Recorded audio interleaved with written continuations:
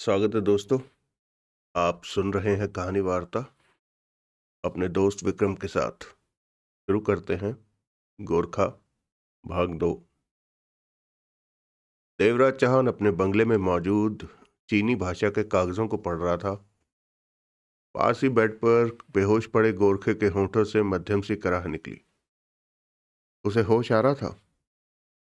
देवराज चौहान की निगाह गोरखा पर जा टिकी। गोरखा की बंद पलकें जोरों से हिली और उसका हाथ अपनी कनपट्टी पर आ टिका जहां चोट पड़ी थी। चेहरे पर पीड़ा के भाव आए, फिर उसने धीरे धीरे आंखें खोली, ये जानने के लिए कि वो कहाँ है। गोरखा ने अपनी आंखें घुमाई। देवराज चौहान पर निगाह पड़ते ही वो चौंक कर उठ बैठा। तुम? उसके होंठों से अजीब सा स्वर निकला। देवराज चौहान मुस्कुराकर देवराज चौहान मुस्कुराया। तुम तुम मेरे पास कैसे? मैं कहां पर हूं? गोरखा हैरान था। मेरे बंगले पर, देवराज चौहान ने शांत स्वर में कहा। लेकिन गोरखा को समझ नहीं आ रहा था कि वो क्या कहे। उसने देवराज चौहान के सामने पड़े उन कागजों को देखा जो उसी ने फोटोकॉपी करा कर दिए थे। तभी देवराज चौहान कह उठा, जब तुमने मुझे सारी बात बताई तो मैं समझ गया कि तुम खतरे में हाथ डालने जा रहे हो। उन लोगों ने गोपाल तिवारी को वहां बुलाया था। उसके बदले तुम वहां पहुंचोगे तो वो जान लेंगे कि तुम गोपाल तिवारी नहीं हो। गोरखा गहरी सांस लेकर रह गया। हाँ, ऐसा ही हुआ है। मैं हालातों पर काबू पा लेता, लेकिन मात खा गया। जब तुम मुझसे मिलकर गए तो मैं तुम्हारे पीछे गया। तुम्हें नवजीवन होटल के कमरा नंबर 42 में जाते देखा। जब उस कमरे में किसी दूसरे व्यक्ति को जाते देखा तो समझ गया कि गड़बड़ हो सकती है। वो भीतर चला गया तो दरवाजे के पास आकर भीतर की बातें सुनी। समझ गया कि तुम फंस गए हो। और तब तुम मुझे वहां से निकाल लाए। हाँ, बहुत बहुत धन्यवाद मुझे वहां से बचाकर लाने के लिए। गोरखा मुस्कुरा पड़ा। वो चीनी एजेंट थे। चीनी युवती तो तानली के साथ ही उसके विभाग में काम करती थी। उन दोनों का तुमने क्या किया? बाथरूम में बंद कर दिया था। खत्म क्यों नहीं किया? क्यों करता? वो चीनी एजेंट थे। वो कुछ भी हो, इससे मुझे कोई मतलब नहीं। उनके चीनी जासूस होने का ये मतलब तो नहीं कि मैं उन्हें खत्म कर दूं। देवराज चौहान ने कहा। मेरी उनकी कोई दुश्मनी तो नहीं थी। गोरखा ने कुछ नहीं कहा। वो देश के दुश्मन है। मेरे सामने उन्होंने ऐसा कोई काम नहीं किया कि वो मुझे देश के दुश्मन लगे। एक देश के जासूस दूसरे देशों में जाते रहते हैं, ये एक सामान्य बात है। वो वो तानली कल हिंदुस्तान पहुंच रहा है, हमारे देश के कुछ महत्वपूर्ण सीक्रेट ले जाने के लिए। तुम मुझे क्यों इस मामले में खींचना चाहते हो? देवराज चौहान ने उसकी आंखों में झांका। मैं तुम्हें बता रहा हूं, गोरखा ने बात बदलते हुए कहा। ये कागज तुमने पढ़े? हाँ। ये कागज तुम्हें सब इंस्पेक्टर गोपाल तिवारी के पास से मिले हैं? गोरखा ने हाँ में सिर हिलाया। फिर तो वो चीनी एजेंट है। ये कागज इसी बात को उजागर करते हैं। ये बात तो मैं उस चीनी युवती ली हुम से भी बात करके जान गया था। देवराज चौहान ने कुछ नहीं कहा। वो युवती और उसका साथी अब कहाँ मिलेगा? मेरे ख्याल से अब तुम उन्हें नहीं ढूंढ पाओगे। वो अब तक दूर निकल गए होंगे। वो चीनी युवती आज रात ही वापस चीन जा रही थी। तुम रात यहीं बिताओगे या जाना चाहोगे? देवराज चौहान उठते हुए बोला। अब भला मैं सुबह के 3 बजे कहाँ जाऊंगा? तो नींद ले लो और मुझे भी सोने दो, देवराज चौहान ने कहा और पलटकर बाहर निकलता चला गया। अगले दिन फोन की बजती बेल से गोरखा की आंख खुली। उसने देखा फोन उसके पास ही बेड पर पड़ा बज रहा है। गोरखा ने कमरे में निगाह मारी। देवराज चौहान वहां नहीं दिखा। हेलो। गोरखा ने रिसीवर उठाया। आंख खुल गई तुम्हारी? देवराज चौहान का सर कानों में पड़ा। तो तुम कहाँ हो? अपने किसी काम में व्यस्त हूं। फोन सुबह तुम्हारे पास रख दिया था कि फोन करूं तो तुमसे बात हो जाए। इतना ही कहना था कि मैं बाहर जा रहा हूं। मुझे ना पाकर परेशान मत होना। जाते वक्त दरवाजा बंद करके जाना। समझ गया। दूसरी तरफ से देवराज चौहान ने फोन बंद कर दिया। गोरखा ने रिसीवर रखा और उठ खड़ा हुआ। सिर में अब दर्द कम हो रहा था। उसकी सोचों में तानली, ली हूं और इंडियन सीक्रेट्स वाली फाइल घूम रही थी। आज तानली चीन से हिंदुस्तान पहुंच रहा है, लेकिन वो नहीं जानता था कि तानली का हिंदुस्तान में ठिकाना कहाँ है। ऐसे लोगों के ठिकाने बदलते रहते हैं। गोरखा तानली के किसी आदमी का भी ठिकाना नहीं जानता था। गोरखा तानली को कामयाब नहीं होने देना चाहता था। तानली से कभी उसका बहुत जबरदस्त टकराव हुआ था। वो खुद भी मरते मरते बचा था। वो गुस्सा आज भी गोरखा के मन में बाकी था। गोरखा ने बंगले में बाथरूम तलाश किया और तैयार हुआ। इस दौरान वो यही सोच रहा था कि तानली तक पहुंचने का उसके पास एक ही रास्ता है, और वो रास्ता है इंस्पेक्टर गोपाल तिवारी। इस बात की पूरी आशा थी कि तानली आएगा तो गोपाल तिवारी से अवश्य मिलेगा।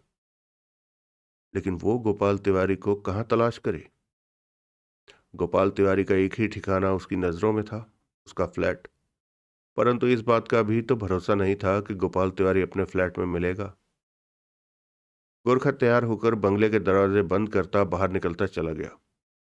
दिन के 12 बज रहे थे। उसकी आंख देर से खुली थी। गोरखा ने टैक्सी ली और गोपाल तिवारी के फ्लैट पर जा पहुंचा। अभी उसने टैक्सी रुकवाई ही थी कि उसे हवलदार रंजीत सिंह पुलिस मोटरसाइकिल पर बाहर निकलता दिखा। गोरखा चौंका। आगे की तरफ उसने मोटरसाइकिल पर एयरबैग रखा हुआ था। वो दूर होता जा रहा था। अगले ही पल गोरखा पुनः टैक्सी में बैठता कह उठा, उस मोटरसाइकिल के पीछे चलो। वो पुलिस वाला साहब, परवाह मत करो, तुम्हें नोट दूंगा। टैक्सी रंजीत सिंह की मोटरसाइकिल के पीछे लग गई। परंतु शहरी भीड़ भाड़ में टैक्सी द्वारा मोटरसाइकिल का पीछा नहीं किया जा सकता था।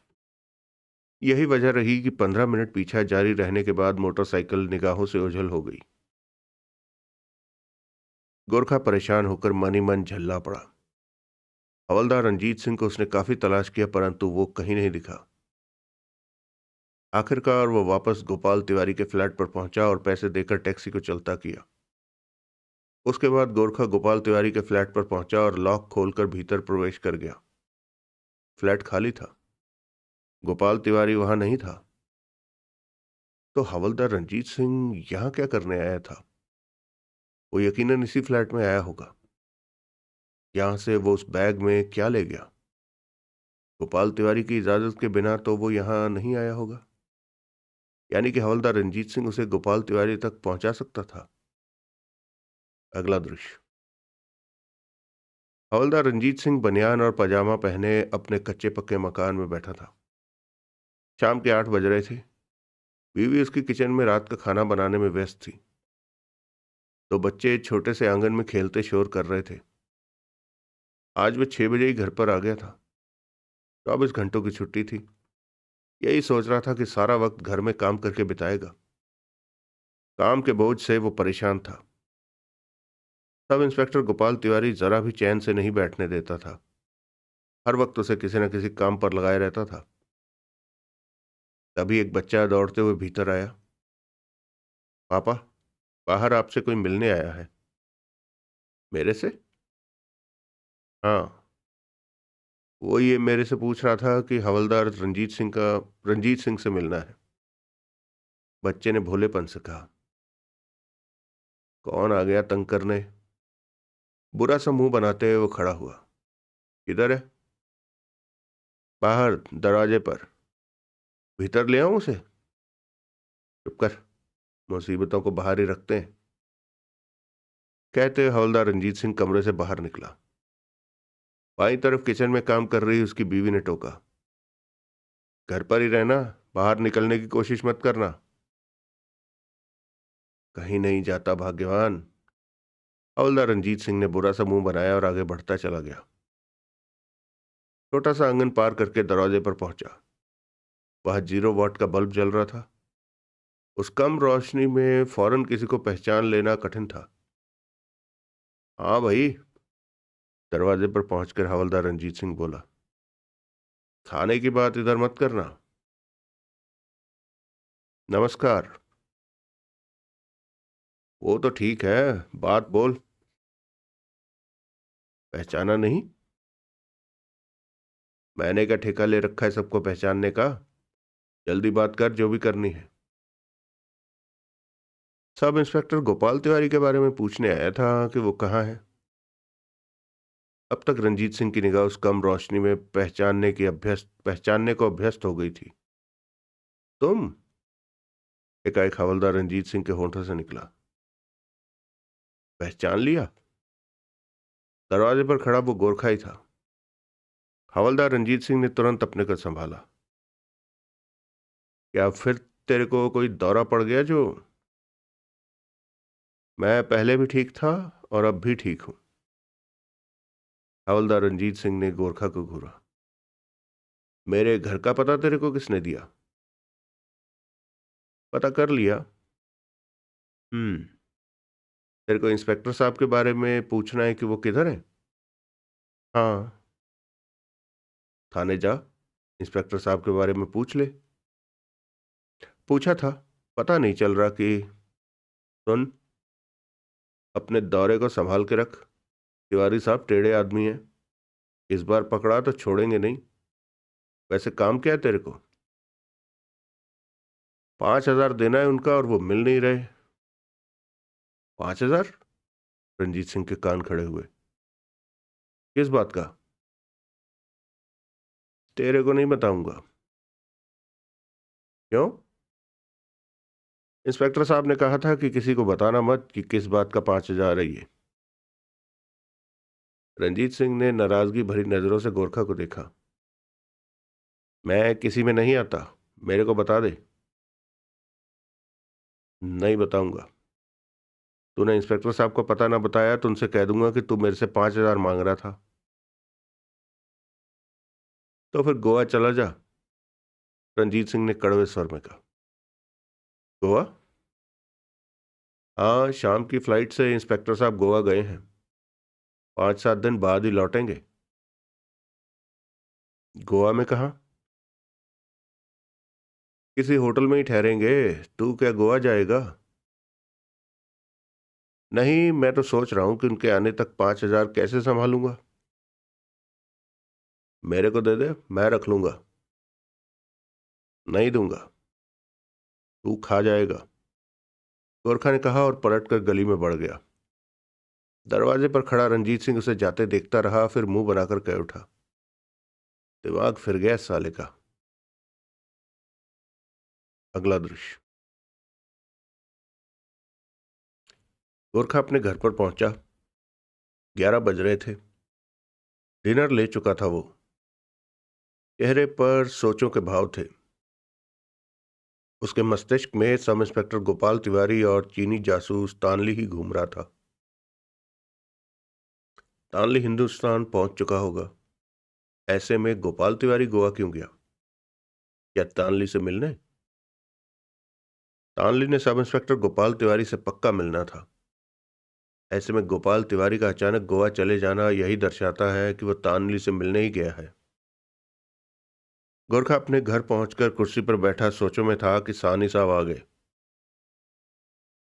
क्या हो रहा है गोरखा? यूं ही, अभी लौटा हूं। शतरंज की बाजी हो जाए इस वक्त? आज नींद नहीं आ रही क्या? गोरखा मुस्कुरा पड़ा। बुढ़ापे में नींद ना आने की बीमारी तो लगी जाती है, लेकिन मुझे नींद लेनी है। आज बहुत थका हुआ हूं। मैं तो सोच कर आया था कि शतरंज की एक बाजी कल खेलेंगे। तानी साहब मुंह लटकाकर चले गए। गोरखा ने मोबाइल फोन निकाला और देवराज चौहान के बंगले के फोन का नंबर मिलाने लगा। दूसरी तरफ से नंबर मिला, फिर जगमोहन की आवाज कानों में पड़ी। हेलो, बनारस से कब लौटे? अभी। देवराज चौहान ने बताया होगा तुम्हें? हाँ। देवराज चौहान से बात कराना, गोरखा ने कहा। वो गोवा गया है। गोवा? हाँ, मैं बंगले पर पहुंचा तो मेरे लिए पर्चा छोड़ा हुआ था कि वो किसी काम से गोवा जा रहा है। कब गया है? आज ही। गोरखा के चेहरे पर सोचें तेजी से दौड़ने लगी। क्या बात है, मुझे बताओ। मैं खास बात नहीं है। गोवा में किसी खास जगह गया है देवराज चौहान।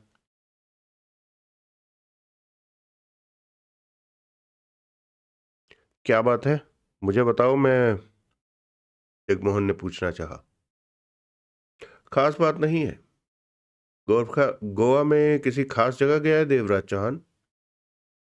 मैं नहीं जानता। फिर फोन करूंगा। बंद करता हूं अब।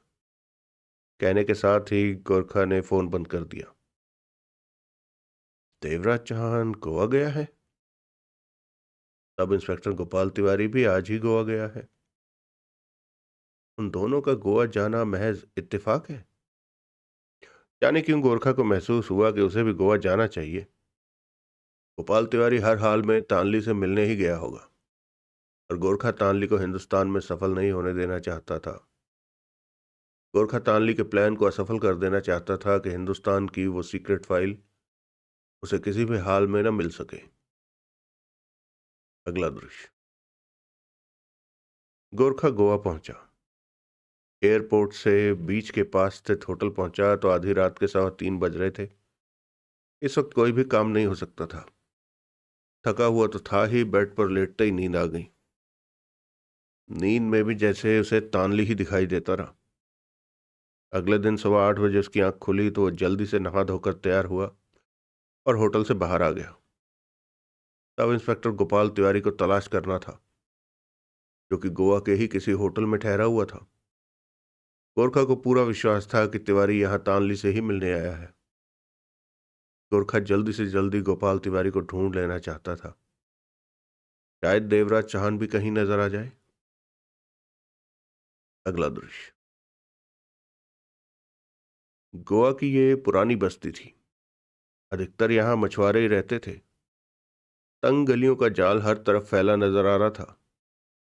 कोई कोई तो गली भी ऐसी थी जहां धूप भी नहीं पहुंचती थी। मच्छी की स्मेल यहाँ के वातावरण में व्याप्त थी। सुबह के 8 बज रहे थे।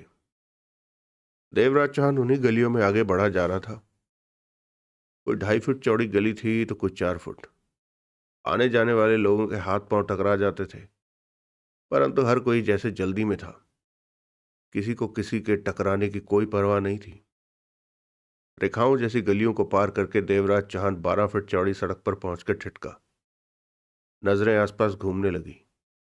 एक तरफ दुकानें थी और दूसरी तरफ छोटे छोटे मकान बने हुए थे। कमरे एक के ऊपर एक चढ़े हुए थे। बिजली की तारों का घना जाल आसपास में दिखाई दे रहा था। देवराज चौहान ने पास जाते आदमी को टोका। 40 नंबर कहाँ पड़ेगा? वो आदमी ठिठका। पल भर के लिए आसपास नजर घूमी, फिर सामने के सफेद मकान पर जा टिकी। डिसूजा से मिलना है? उस व्यक्ति ने पूछा। हाँ। सामने वाला सफेद मकान है। वो सीढ़ियां जा रही हैं, कहकर वो व्यक्ति आगे बढ़ गया। देवराज चौहान के कदम सीढ़ियों की तरफ उठ गए, जो कि सड़क के किनारे फुटपाथ से ही शुरू होती ऊपर जा रही थी। उन सीढ़ियों को चढ़कर वो पहली मंजिल पर पहुंचा। सामने दरवाजा था। देवराज चौहान खुले दरवाजे की चौखट पर पहुंचकर ठिठका। सामने ही दो पहलवान जैसे आदमी दिखे। एक बेड पर लेटा सिगरेट के कश ले रहा था। दूसरा खिड़की के पास खड़ा हाथ में पकड़े चाय के कप से घूंट ले रहा था। आहट होने पर दोनों की निगाह दरवाजे पर खड़े देवराज चौहान पर जा टिकी। कुछ पल एक दूसरे को देखने में ही बीत गए। कौन हो तुम? बेड पर लेटा कश लेने वाला व्यक्ति माथे पर बल डालकर बोला। डिसूजा से मिलना है। वो इधर नहीं है। अपने बारे में बोल। काम के बारे में बोल। बात डिसूजा से ही करूंगा। देवराज चौहान ने कहा और एक कदम भीतर आ गया। उन दोनों व्यक्तियों की निगाह मिली। डिसूजा यहां नहीं है। निकल जाए इधर से। चाय का कप थामे व्यक्ति ने कहा। जरूरी काम है। और तभी उस व्यक्ति ने हाथ में थाम रखा चाय का प्याला देवराज चौहान की तरफ उछाल दिया। उसी क्षण देवराज चौहान ने छलांग मारी और बेड पर जा गिरा। वहां लेटा कश लेता व्यक्ति हड़बड़ाया।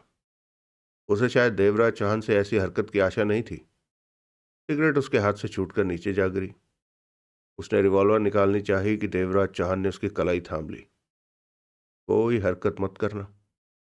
देवराज चौहान गुर्राया। तभी दूसरा व्यक्ति उसे अपनी टांगों के पास पहुंचता महसूस हुआ।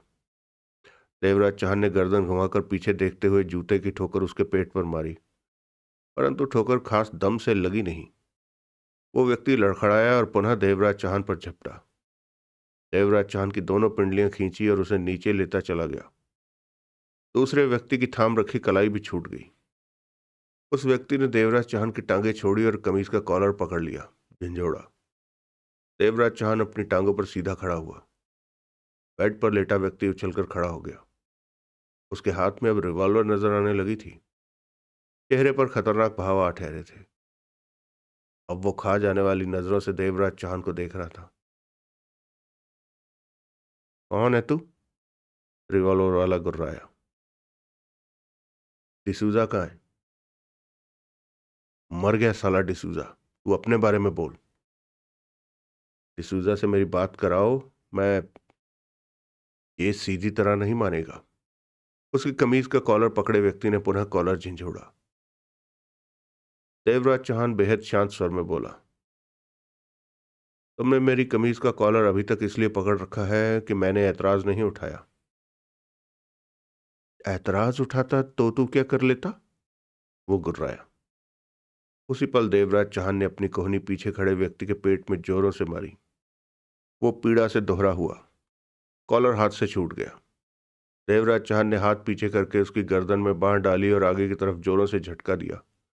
वो उसकी बगल से होता हुआ बेड पर जा लुढ़का। देवराज चौहान की निगाह रिवॉल्वर थामे व्यक्ति पर जा टिकी, जो कि बेड से उस पार खड़ा था।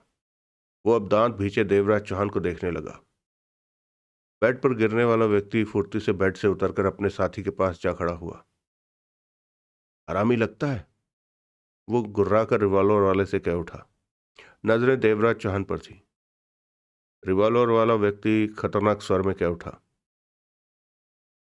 ये यहां मरने आया है। देखता रहे, अभी मरेगा।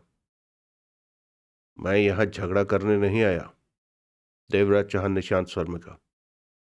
मैंने सिर्फ डिसूजा से बात करनी है, उसके बाद चला जाऊंगा।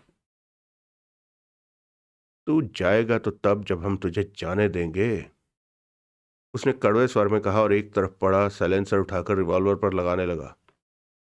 इस बीच उसकी नजरें देवराज चौहान पर ही रही। वहां सन्नाटा सा ठहरा। देवराज चौहान ने शांत निगाहों से उसे देखते हुए सिगरेट सुलगाई। उसने साइलेंसर लगाकर रुख देवराज चौहान की तरफ किया। कहर से मुस्कुराया। अब तू मरेगा और गोली की आवाज भी कोई सुन नहीं पाएगा। मेरी लाश का क्या करोगे? रात को बोरे में डालकर बोरा समंदर में फेंक देंगे। उसने दांत पीसे। बोरे की क्या जरूरत है? दूसरा मौत भरे स्वर में बोला। साले की लाश के दो टुकड़े हर फेरे में बाहर लेकर जाएंगे, किसी नाले में फेंक देंगे। किसी को पता भी नहीं चलेगा कि ये इंसान की लाश के टुकड़े हैं, ये जानवर के। उसने साइलेंसर लगी रिवॉल्वर को सीधा किया। वो गोली चलाने जा रहा था। बाहर मेरे 3 साथी खड़े हैं, देवराज चौहान ने शांत स्वर में कहा। वो तुम लोगों को बाहर नहीं निकलने देंगे और भून कर रख देंगे। वो अब भीतर आने की सोच रहे होंगे, क्योंकि मुझे अब तक बाहर निकल जाना चाहिए था। देवराज चौहान के इन शब्दों को सुनते ही उसके रिवॉल्वर वाली बांह कुछ ढीली होती दिखी। साला झूठ बोलता है, दूसरा गुर्रा उठा। तू बाहर देख। रिवॉल्वर वाले ने सतर्क निगाहों से देवराज चौहान को देखते अपने साथी से कहा। वो तेजी से एक खिड़की की तरफ बढ़ा। इसी पल देवराज चौहान ने उंगलियों में फंसी सिगरेट बेड के पार खड़े रिवॉल्वर थामे व्यक्ति की तरफ उछाली और बिजली की तेजी से खुद भी बेड पर छलांग लगा दी। पिट। उसने हड़बड़ा कर ट्रिगर दबा दिया। गोली से बच गया देवराज चौहान। सिगरेट को अपनी तरफ फेंकते देख उससे बचने की खातिर जब वो हिला तो निशाना भी हिल गया। देवराज चौहान बेड पर गिरा और लुढ़कता हुआ दूसरी तरफ खड़े उस व्यक्ति से जा टकराया। टकराहट इतनी तेज थी कि उस व्यक्ति के पांव उखड़ गए। वो उछलकर पीछे गिरा और कुर्सी से टकराने के बाद दीवार से टकराकर नीचे जा गिरा। रिवॉल्वर उसके हाथ से निकल गई। देवराज चौहान तब तक फर्श पर खड़ा हो चुका था। नीचे पड़े व्यक्ति को संभलने का मौका दिए बिना ही जूते की ठोकर उसके सिर पर मारी। ठोकर पड़ते ही उसके होंठों से कराह निकली और उसकी गर्दन एक तरफ लुढ़क गई। वो बेहोश हो चुका था। देवराज चौहान की निगाह दूसरे व्यक्ति की तरफ उठी जो खिड़की खिड़की की तरफ बढ़ रहा था। वो खिड़की तक नहीं पहुंच पाया था। वहीं खड़ा हैरानी भरी निगाहों से देवराज चौहान को देख रहा था। देवराज चौहान ने जेब से रिवॉल्वर निकालकर हाथ में ले ली। उसके चेहरे पर घबराहट उभरी। कोई शरारत मत करना, देवराज चौहान ने कठोर स्वर में कहा। उसने सहमति से सिर हिलाया, फिर अपने साथी की तरफ इशारा करके बोला, तुमने उसे मार दिया? बेहोश है। ओ, तुम हो कौन? डिसूजा कहाँ है? मुझे उसके पास ले चलो, वरना मैं फोन पर तुम्हारी बात करा देता हूं, वो जल्दी से बोला। तुम रिवॉल्वर जेब में रख लो। देवराज चौहान ने दो पल उसे देखा, फिर रिवॉल्वर जेब में रख ली। शायद उसे इसी वक्त का इंतजार था। देवराज चौहान के रिवॉल्वर जेब में डालते ही वो किसी खूंखार जानवर की तरह देवराज चौहान पर झपट पड़ा। सच बात तो ये थी कि देवराज चौहान को उससे ऐसी हरकत की कोई आशा नहीं थी। यही वजह रही कि देवराज चौहान अपने बचाव में एकाएक कुछ न कर पाया। वो सीधा देवराज चौहान से टकराया। देवराज चौहान के पांव उखड़ गए। दोनों बेड के साथ फर्श पर जा गिरे। जोरों की आवाजें उभरी, लुढ़कनियां खाई और वह देवराज चौहान की छाती पर जा बैठा। दोनों हाथों से देवराज चौहान का गला दबाने लगा। देवराज चौहान ने हाथ बढ़ाकर उस व्यक्ति के सिर के बाल पकड़े और बाईं तरफ जोरों से झटका दिया। सिर के बालों के खिंचाव के कारण वो पीड़ा से तड़प तड़प उठा। गले पर पकड़ ढीली हुई तो देवराज चौहान ने दांत भींचकर घूसा उसकी गाल पर मारा तो गले से पकड़ पूरी तरह हट गई। देवराज चौहान ने उसे एक तरफ धक्का दिया और खड़ा हो गया। वो व्यक्ति भी फुर्ती से खड़ा हो गया था। लंबे फल का चाकू निकालकर हाथ में ले लिया था और दरिंदगी भरी नजरों से देवराज चौहान को देखते ही चाकू वाला हाथ हवा में लहराने लगा। देवराज चौहान के चेहरे पर मौत की मुस्कान आ ठहरी थी। खतरनाक पल थे ये। मैं रिवॉल्वर निकालकर बहुत आसानी से तुम्हारे सर का निशाना ले सकता हूं, देवराज चौहान ने मौत भरे ठंडे स्वर में कहा। मेरा निशाना शायद ही कभी चूकता हो। उसी क्षण वो चाकू थामे देवराज चौहान पर झपट पड़ा। शायद वो देवराज चौहान को रिवॉल्वर निकालने का वक्त नहीं देना चाहता था। इससे पहले कि वो वार करने में कामयाब होता, देवराज चौहान ने पास आती उसकी कलाई थामी और एक तरफ घुमा दी। उसके होंठों से तेज चीख निकली और लुढ़क कर नीचे जा गिरा। चाकू अभी भी उसके हाथ में दबा था, जिसे कि देवराज चौहान ने ठोकर मारकर दूर कर दिया। वो व्यक्ति कलाई थामे नीचे पड़ा गहरी गहरी सांसें लेता रहा। देवराज चौहान ने सिगरेट सुलगाई और 3 कदम दूर रखी कुर्सी पर जा बैठा। नजरें उस पर ही रही। वो भी देवराज चौहान को ही देख रहा था। हालात संभले तो फर्श पर ही उठकर बैठ गया। कलाई में तीव्र दर्द हो रहा था। तुम मुझे गोली नहीं मार रहे? वो धीमे स्वर में बोला। नहीं, देवराज चौहान ने कश लिया। मैंने तुम्हारी जान लेने की कोशिश की है और तुम जैसे बेवकूफ लोग मुझे अक्सर मिलते रहते हैं, देवराज चौहान ने बेहद शांत स्वर में कहा। कुछ को छोड़ देता हूँ और ज़रूरत महसूस करने पर कुछ बेवकूफ़ों को शूट कर देता हूँ। तुम्हें गोली मार दूँ? नहीं, ऐसा मत करना। देवराज चौहान उसे देखता रहा। तुम अकेले हो, बाहर तुम्हारे साथी नहीं है, वो बोला। ठीक समझे, नहीं है। कौन हो तुम? डिसूजा कहाँ है? देवराज चौहान कठोर स्वर में बोला। अब इनकार किया तो तुम मारे जाओगे। मैं फोन पर डिसूजा से तुम्हारी बात करा देता हूँ, कहकर उसने जेब में हाथ डाला। देवराज चौहान की पैनी निगाह उस पर रही। उसने मोबाइल फोन निकाला और देवराज चौहान पर निगाह मारकर नंबर मिलाने लगा। अगर तुम डिसूजा को फोन का नंबर नहीं मिला रहे तो तुम मारे जाओगे, देवराज चौहान बोला। डिसूजा के फोन का नंबर ही मिला रहा हूं। चंद पलों में उसने डिसूजा से बात की। वो मेरे सामने है। देवराज चौहान पर निगाह टिकाए उसने फोन पर डिसूजा से कहा। हाथ पांव तोड़ दिए? इसने हम दोनों का बुरा हाल कर दिया।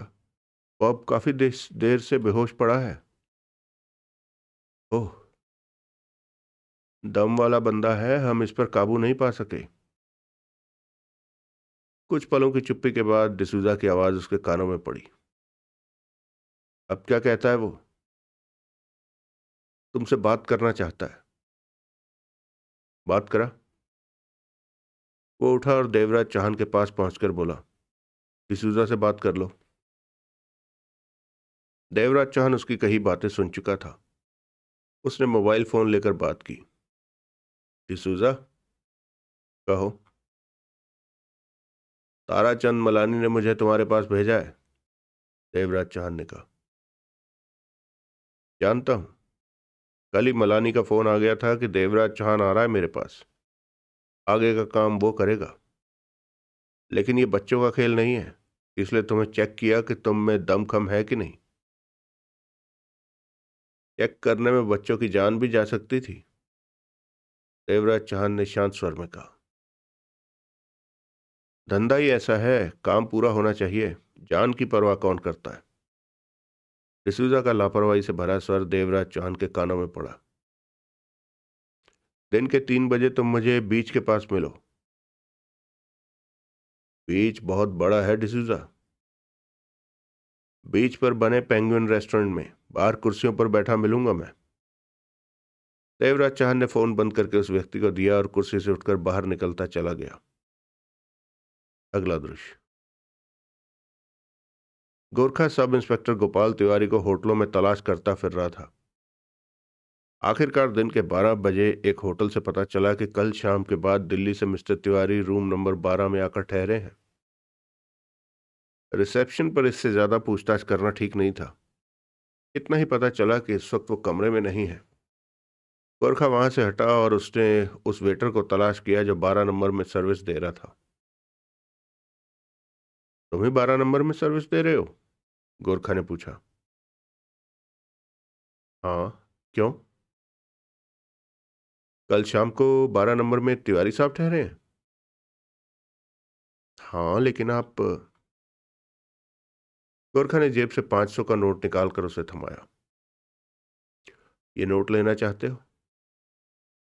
क्यों नहीं, वो जल्दी से बोला। तिवारी का हुलिया बताओ।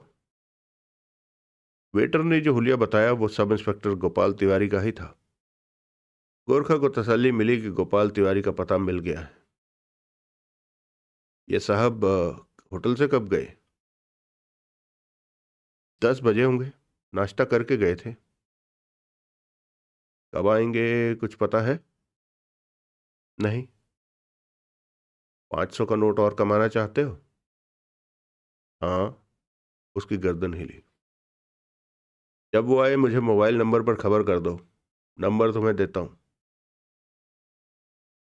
खबर तो मैं आपको कर दूंगा, लेकिन मेरा 500 मुझे कैसे मिलेगा? वेटर बोला। गोरखा ने 500 का एक और नोट निकालकर उसे थमाया। मिल गया? हाँ। तिवारी के आने पर अगर तुम मुझे फोन करना भूल गए तो? नहीं भूलूंगा साहब, वेटर मुस्कुराया। तिवारी साहब को पानी बाद में पिलाऊंगा और फोन आपको पहले करूंगा। गोरखा होटल से बाहर आ गया और वेटर के फोन के इंतजार में आसपास ही टहलता रहा। कुछ दूर बीच बीच नजर आ रहा था। समंदर की लहरें रह रहकर उछल रही थीं। हवा में समंदर के पानी को नमकीन हवा में समंदर के पानी की नमकीन महक महसूस हो रही थी। मध्यम सी धूप निकली हुई थी, परंतु समंदर के करीब होने के कारण धूप परेशान करने में सफल नहीं हो पा रही थी। करीब 2 बजे गोरखा को वेटर का फोन आया। तिवारी साहब अभी अभी कमरे में पहुंचे हैं, वेटर ने कहा। बढ़िया, साथ में लड़की भी है। लड़की? लड़की क्या, पटाखा है पटाखा। तिवारी साहब के साथ उसकी जोड़ी नहीं जच रही। तिवारी का क्या इरादा लगता है, कमरे में ही रहेगा या? 2 बियर मंगवाई हैं तिवारी साहब ने। मुझे तो नहीं लगता कि वो शाम से पहले बाहर निकलेंगे। मैं तुम्हें 500 रुपया और दूंगा। किस वास्ते? मिलने पर बताऊंगा। गोरखा ने फोन बंद किया और होटल की तरफ चल पड़ा, जो कि पास ही था। अब गोपाल तिवारी पर हर वक्त नजर रखना जरूरी था, ताकि जब वो तानली से मिले तो पता चल जाए। अगला दृश्य। देवराज चौहान पेंगुइन रेस्टोरेंट के बाहर छाते के नीचे पड़ी कुर्सियों पर बैठा था। टांगें दूसरी कुर्सी पर रखी हुई थी। बीच पर हर तरफ रेत ही रेत फैली हुई थी। सामने नीला समंदर हिलते हुए अपनी मौजूदगी का एहसास दिला रहा था। आंखों पर काला चश्मा चढ़ा रखा था। दूर समंदर में छोटा सा जहाज एक दिशा से आकर दूसरी दिशा में जाता नजर आ रहा था। गोवा घूमने आए टूरिस्ट किश्तियों में बैठे समंदर की सैर कर रहे थे। इस धूप में भी लोग समंदर में नहाने तैरने में व्यस्त नजर आ रहे थे। 3:30 बज रहे थे। देवराज चौहान को वहां बैठे बैठे 1 घंटा हो गया था। डिसूजा ने 3 बजे यहां मिलने को कहा था, जबकि आधा घंटा ऊपर हो चुका था। लेकिन देवराज चौहान अभी और इंतजार करना चाहता था डिसूजा का। 3:45 बजे थे जब उसके पास एक व्यक्ति पहुंचा। देवराज चौहान की निगाह उस पर जा टिकी। वो 50 बरस का सांवले रंग का सामान्य कद का सेहतमंद व्यक्ति था। सिर के बाल घुंघराले और छोटे थे। गले में मोटी सी सोने की चेन पहन रखी थी। आधी बांह की शर्ट और काली पैंट पहनी हुई थी। उसके चेहरे पर किसी तरह का भाव नहीं था, परंतु उसकी आंखें उसके खतरनाक होने के बारे में इशारा कर रही थी। वो मुस्कुराया। देवराज चौहान उसे देखता रहा। मैं शायद आपसे ही मिलने यहां पहुंचा हूं, वो शांत स्वर में बोला। नाम? देवराज चौहान के होंठ हिले। डिसूजा। बैठ जाओ। तुम अपना नाम बताओ ताकि मुझे विश्वास रहे कि मैं गलत आदमी के पास नहीं बैठ रहा। देवराज चौहान। किसने भेजा है तुम्हें? ताराचंद मलानी। कल रात ही दिल्ली से आया हूं और सुबह तुम्हारे 2 आदमियों से मिला था। डिसूजा बैठ गया। ताराचंद मलानी को कब से जानते हो? डिसूजा ने पूछा। सिर्फ 3 दिन से। ओह, मुलाकात कैसे हुई? उसने मेरे किसी आदमी के द्वारा मुझसे बात की। वो राधे नाम के व्यक्ति को खत्म करवाना चाहता है, क्योंकि उसने उसकी बेटी का अपहरण करके उसे बेइज्जत किया और उसकी हत्या कर दी, क्योंकि वो उससे शादी नहीं करना चाहती थी। डिसूजा ने गंभीरता से सिर हिलाया। मैंने पहले इस बात का पता किया कि क्या वो वास्तव में सच कह रहा है, उसके बाद इस काम को हाथ में लिया। ताराचंद मलानी ने राधे को खत्म करने का काम पहले मुझे दिया था। तुम सफल क्यों नहीं हुए? डिसूजा कुछ चुप रहा, फिर बोला। मैं गोवा का जाना माना आदमी हूं, ड्रग्स का काम करता हूं। राधे भी गोवा में अपनी पहचान रखता है और ड्रग्स के साथ साथ और भी कई तरह के गैर कानूनी काम करता है। सच बात तो यह है कि वो मेरे से कहीं ज्यादा दम रखता है। पहले सोचा था कि शायद कहीं घात लगाकर राधे को खत्म कर दूंगा।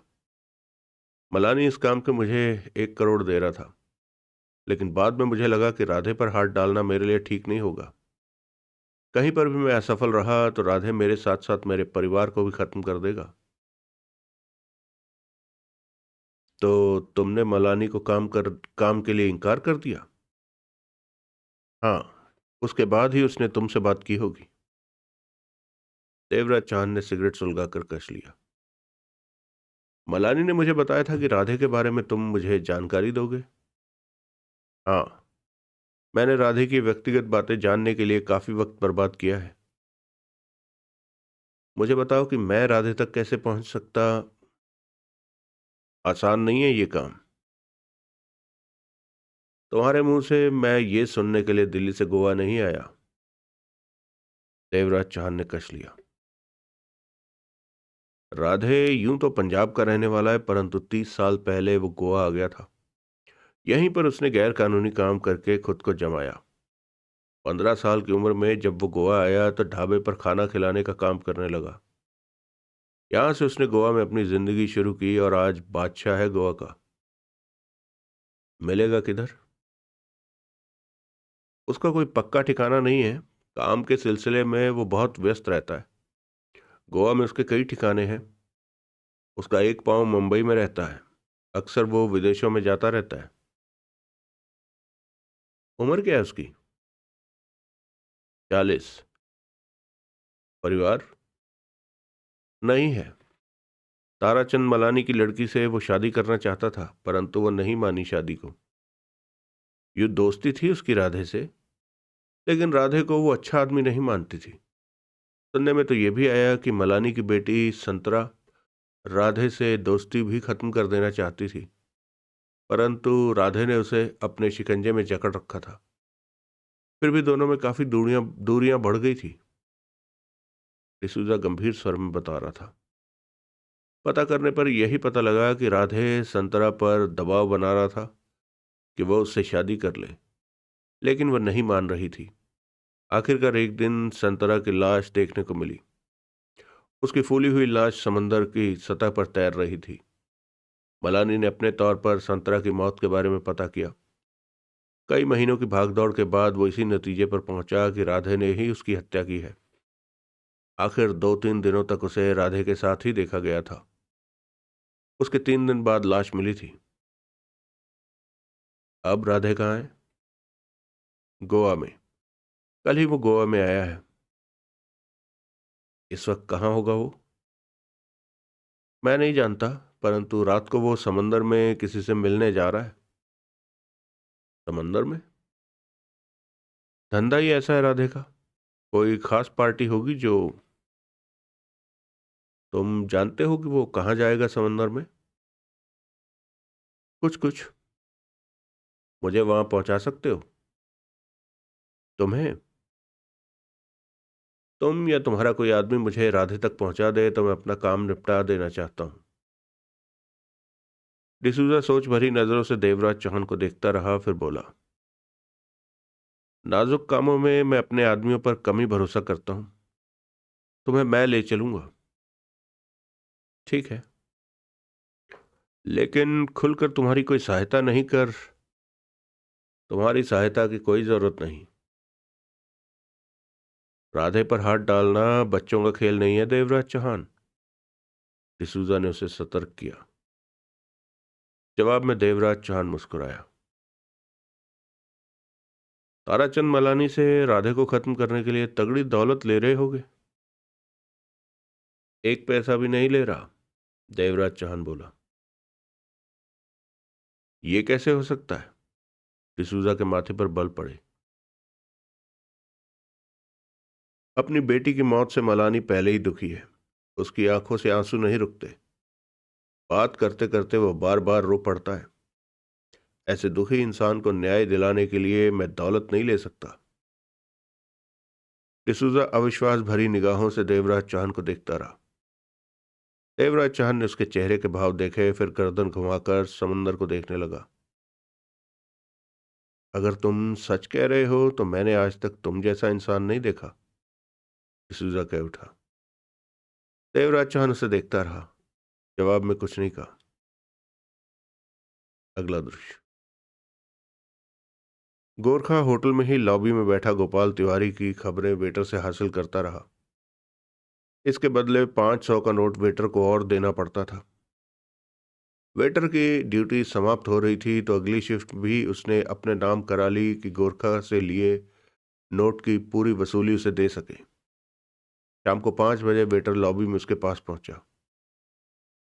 लड़की इस कमरे से निकलकर जा रही है, वेटर ने बताया। गोरखा उठ खड़ा हुआ।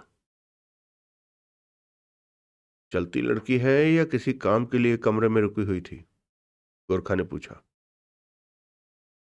मैंने उस लड़की को पहले तो कभी नहीं देखा, वेटर बोला, परंतु मेरे ख्याल से चलती लड़की है।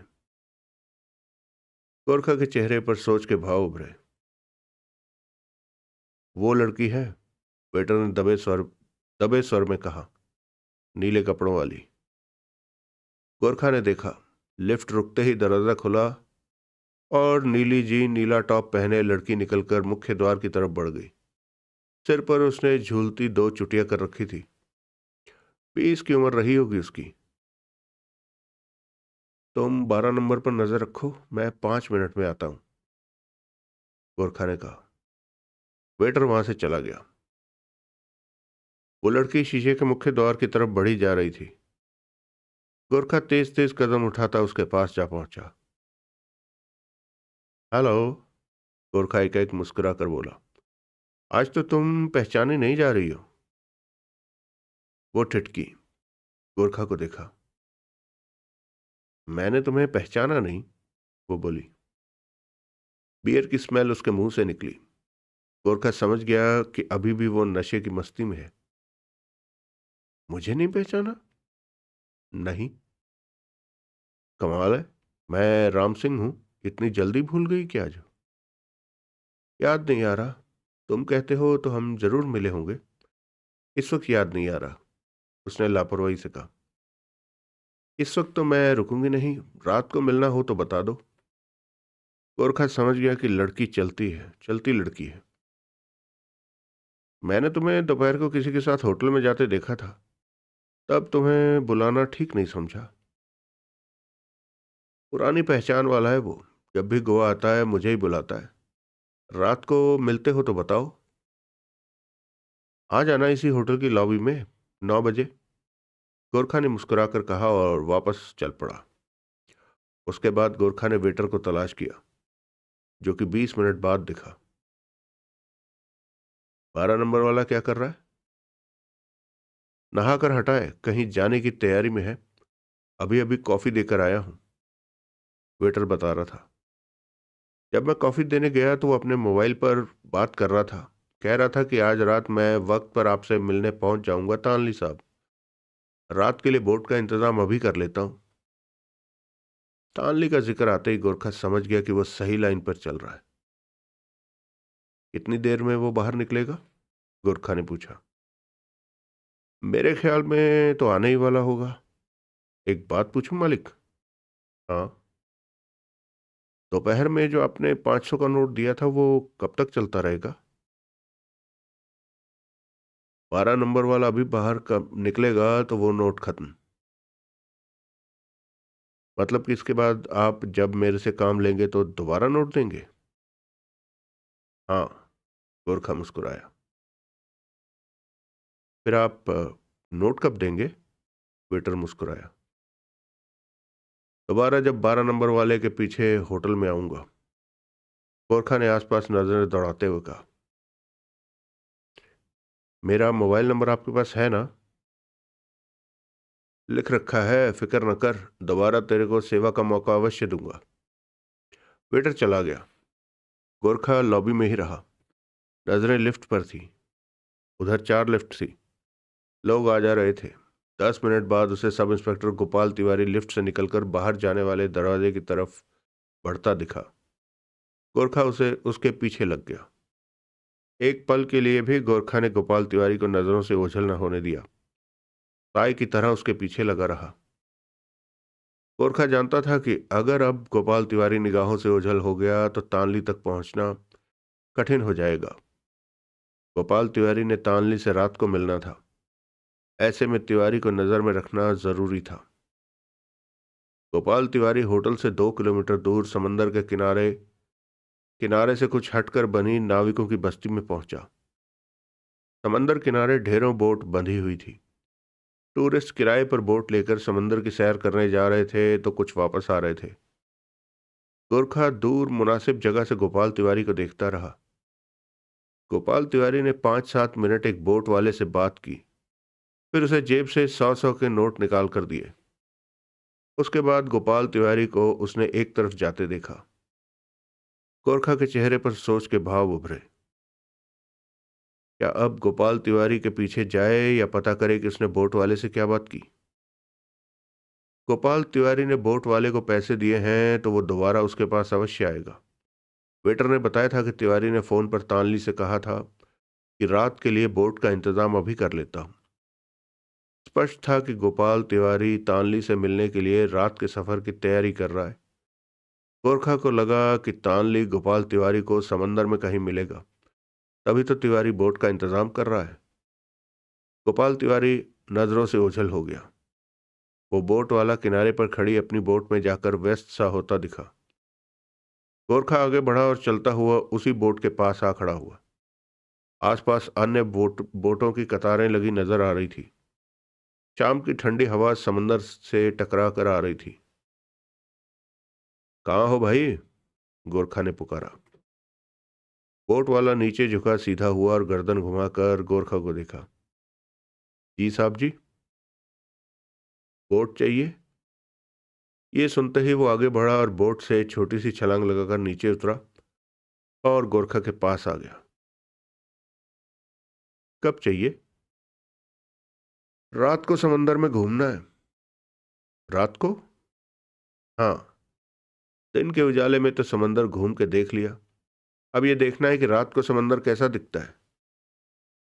साहब जी, मेरी बोट तो रात के लिए बुक हो गई है। बुक हो गई? मैं आपको दूसरी बोट वाले से बात करा देता। लेकिन मुझे तो तुम्हारी बोट ही पसंद है। तुम अपनी सवारी दूसरी बोट वाले को दे दो और मैं तुम्हारी। ऐसा नहीं होता साहब जी, ग्राहक से जो जुबान हो गई हो गई। आज तो मेरी बोट नहीं मिलेगी। रात 10 बजे तक मेरी बोट चाहिए तो हाजिर है। मेरी बोट जिसने किराए पर ली है वो रात 10 बजे आएगा। गोरखा ने चेहरे पर सोच के भाव समेट लिए, फिर बोला, तुम रात में कहाँ तक जा रहे हो? 2 घंटे का सफर है, समंदर के बीच जाना है। ये तो बढ़िया हो गया, मैं तुम्हारी ही बोट में। जिन साहब ने बोट किराए पर ली है उन्होंने सख्ती से कहा है कि बोट में उनके अलावा सिर्फ मैं ही रहूंगा। मेरे बहुत कहने पर एक हेल्पर बोट पर रखने की हाँ की है उन्होंने। तो तुम मुझे हेल्पर कहकर बोट पर ले लो। आप हेल्पर का काम नहीं कर सकते। वैसे भी साहब मुझे डबल पैसे दे रहे हैं तो मैं उनसे हेरा फेरी क्यों करूं? ये बात भी ठीक है। तुमने रात को बोट कहां पर ले जानी है? उसने बता दिया।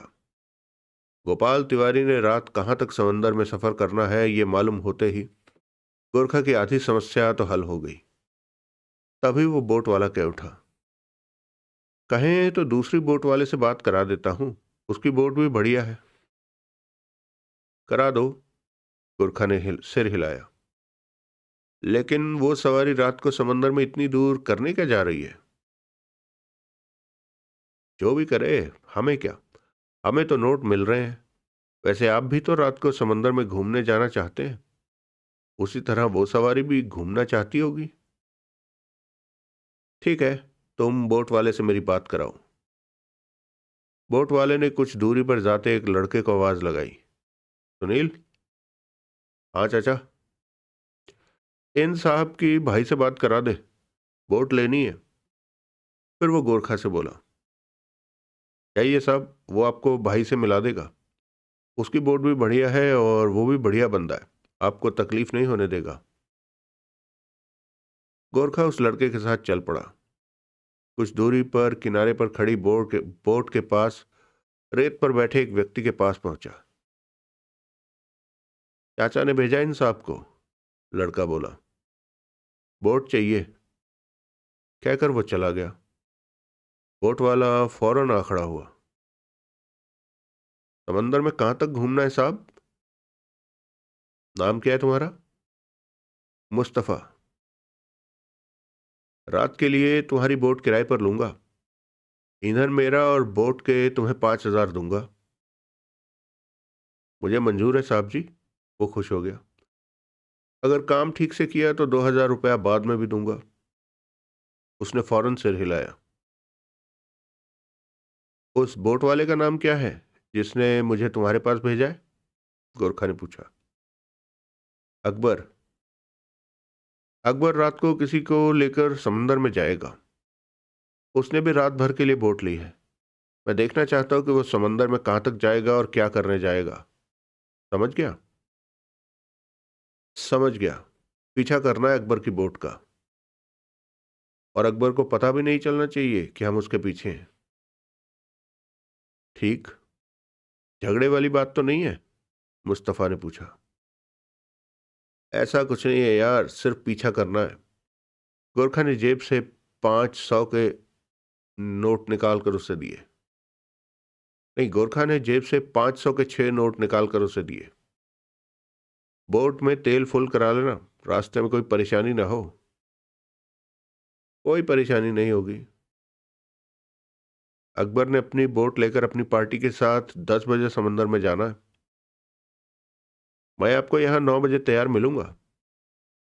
सावधानी से, किसी को पता न चले कि हमने अकबर की बोट का पीछा करना है। पार्टी सतर्क हो गई तो पीछा करने का कोई फायदा नहीं होगा और तुम्हारे नोट भी तुम्हें नहीं मिलेंगे। समझ गया साहब जी। मुस्तफ़ा मुस्कुराया। मैं ध्यान रखूंगा।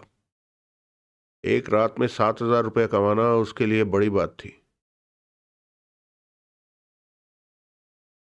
चलिए दोस्तों, आज इस कहानी को यहीं रोकते हैं।